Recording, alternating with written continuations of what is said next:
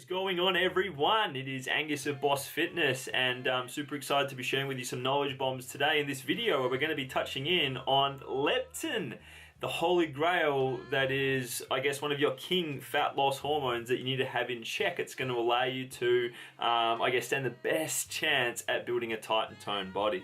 Because I guarantee you that if you're someone that is the average Joe amongst what people usually do when it comes to body transformation, is that you're focusing on eating clean, you're focusing on exercise, you're focusing on, these sort of main things that we all sort of focus on, but it's the hormone side of things which is often something that is often overlooked and not looked at, which can, I guess, in the short term not really be too much of a problem, but in terms of the longer term, when it comes to really actually dialing in on your aesthetics so that you become sexy as fuck, well then this is where things like leptin need to become in check so that you can understand how to make it work for you to ensure that your metabolism doesn't take a nosedive and to best avoid the reality of getting skinny fat. Okay, so stay tuned for some epic knowledge bombs and strap yourselves in for some awesome knowledge.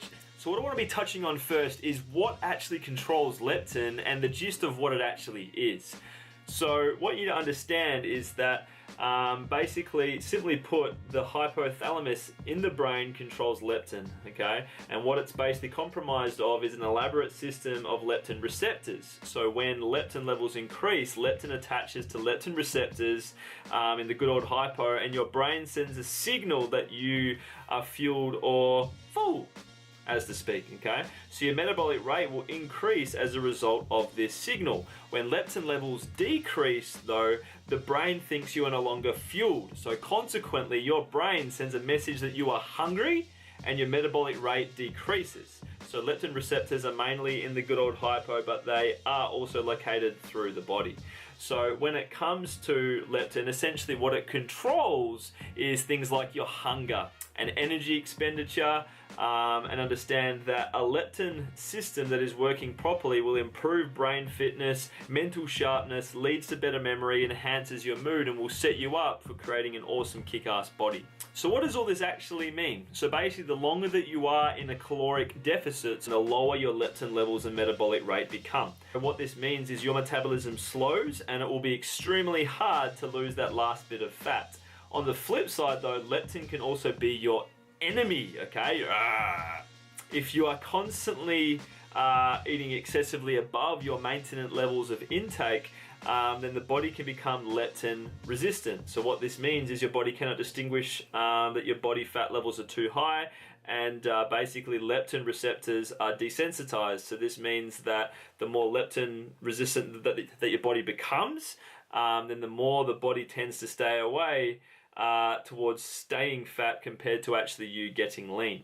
So the moral of the story there is that when it comes to what's going to be your shining knight in armor, if you will, the hormone that you want to pay the most attention to is leptin. So typically, for example, when people cut carbs also, this is when things like leptin can usually take a nosedive as well. So what I want to touch on now are some key things that you can actually be utilizing to be able to keep your leptin hormone levels on point. Now that you've learned what leptin is and what it does and what controls leptin, it's time to introduce some strategies and some easy to apply things that you can be doing in your own life to make sure that you, I guess, keep your leptin hormone levels primed and therefore best set you up for sexy aesthetics rather than getting skinny fat.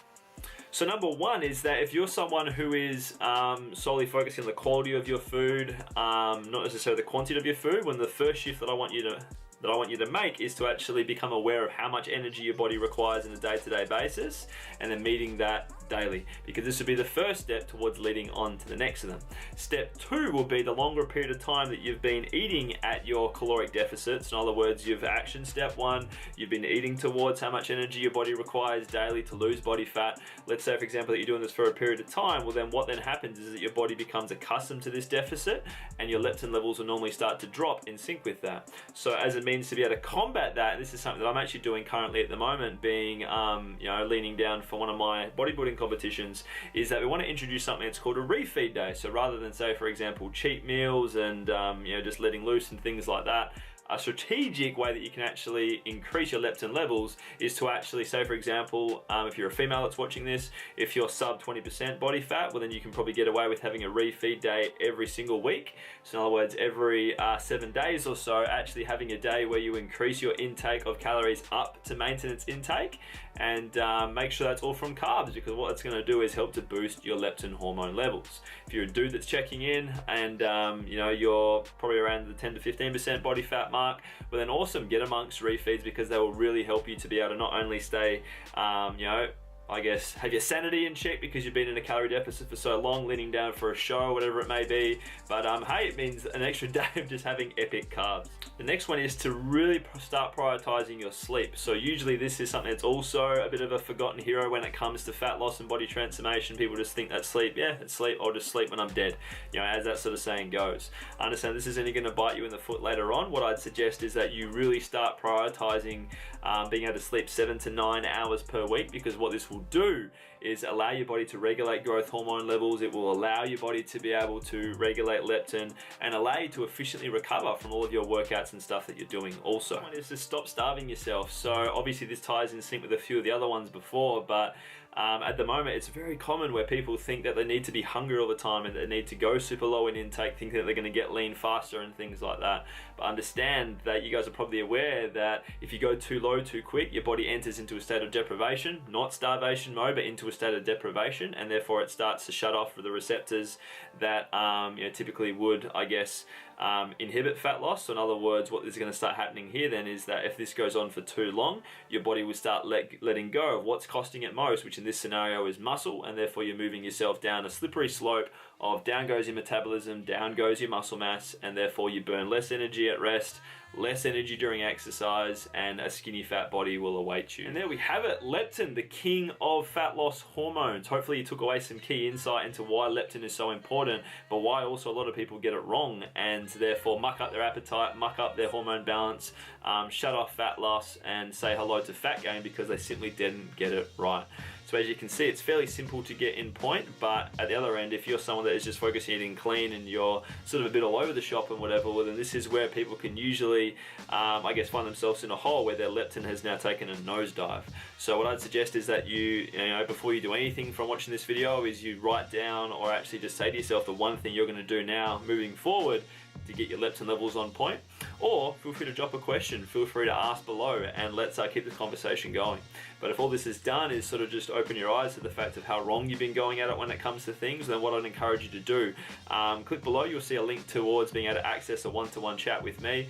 That'll, I guess, open up some doors and some more insight into you being able to piece together more pinpointing type action as to what you can do to move from A to B in a more sustainable and faster manner than what's happening currently. Because putting it in perspective, everyone, understand that your body should never be plateauing, okay? It's only plateauing as a result of the fact that it's become accustomed to what you're doing currently. So obviously if you've, say for example, gone, you know, you're hustling away and 2 to 3 weeks has gone by and you've been consistent to the T but you're not seeing any results, then that should show that what you're doing is either irrelevant or you need to be doing some tweaking towards your nutrition intake, to your workouts, progressive overload, whatever it may be.